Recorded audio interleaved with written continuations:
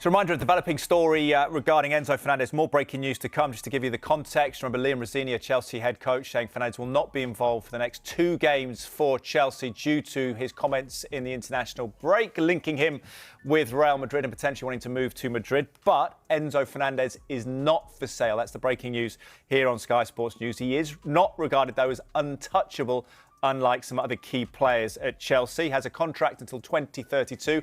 Chelsea would only ever consider an offer of more than £100 million.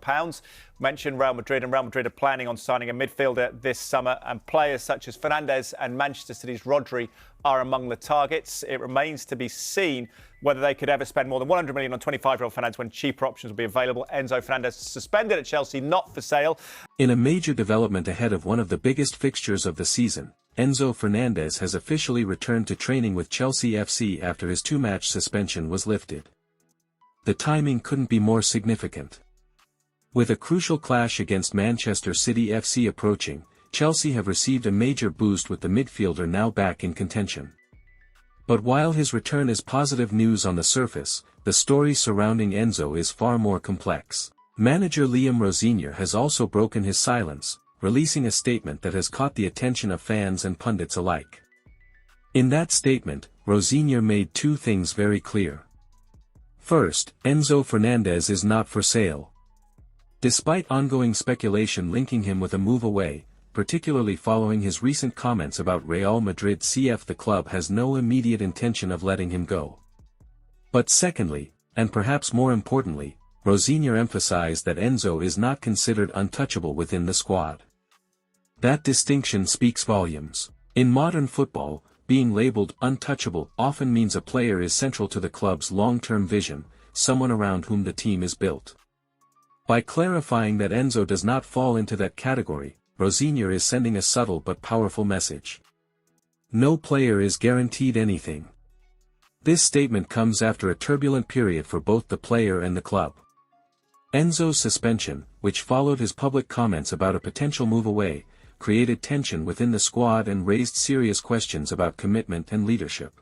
During that time, Chelsea were forced to adapt without him, and in some matches, they showed signs of improved balance and cohesion. Now, with Enzo back in training, the focus shifts to how he reintegrates into the squad. Reports from the training ground suggest that he has returned with intensity and focus, eager to prove himself and move past the recent controversy. Teammates have been seen interacting positively with him, which could indicate that the dressing room is beginning to settle. But make no mistake, the pressure is on. For Enzo, this is more than just a return from suspension. It's an opportunity to rebuild trust, with the manager, with his teammates, and most importantly, with the fans. The upcoming match against Manchester City will be a true test. Not just of Chelsea's tactical setup, but of the team's unity and mentality. Facing one of the strongest sides in the league, Chelsea will need all their key players performing at their best. And that includes Enzo Fernández. Rosenior now faces a crucial decision: does he bring Enzo straight back into the starting lineup, or does he ease him in gradually?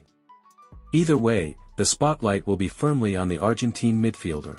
Because after everything that has happened, every touch, every pass, every movement will be closely watched. Chelsea fans will be looking for one thing: commitment. Commitment to the badge. Commitment to the team. Commitment to the future. As the countdown to the Manchester City clash continues, the narrative is building. Enzo is back. The ban is over. But the real challenge is just beginning. I don't have anything to say on someone else's opinion. Enzo knows what I think of him. And it was brilliant to see him here to support the players today. And yeah, we'll move forward and make sure we have a really good run into the season. And he says through his agent that he's apologised to the fans. Has he actually apologised, though, to you and the players? I said yesterday, the conversations I have with my individual players, with Enzo, with anyone in the squad, when it comes to things like this, stay within. For the dressing room is sacred. I made it really clear yesterday what I think of him as a person.